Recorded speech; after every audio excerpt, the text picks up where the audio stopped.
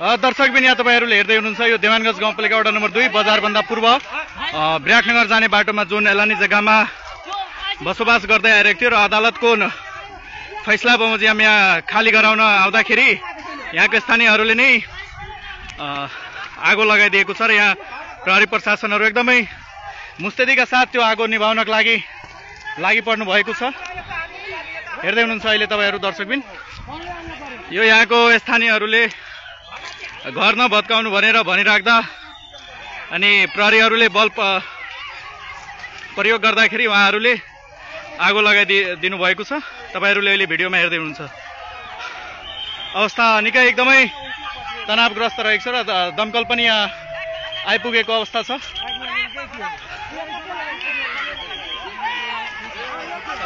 दमकल पनि यहाँ आइपुगेको अवस्था छ। दर्शकबिन तपाईँहरू हेर्दै हुनुहुन्छ यहाँ प्रहरी साथीहरूले मोटर चालु गरेर यहाँ चाहिँ उहाँहरू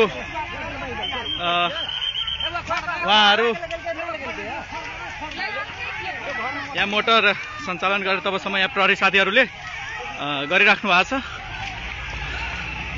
दर्शकबिन हेर्दै हुनुहुन्छ यहाँ तपाईँहरू यहाँ दमकलले पानीको फहरा सुरु गरे पछाडि हाम्रा यहाँ एकजना प्रहरी साथी पनि यहाँ भिजिसक्नु भएको छ।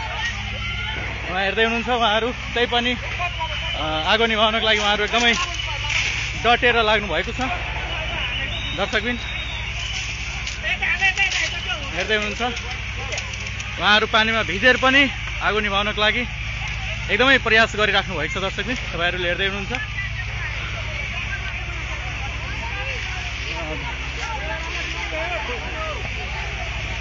उहाँहरू पुरै एकदमै भिजेर आगो निभाउनको लागि पर्नु भएको छ।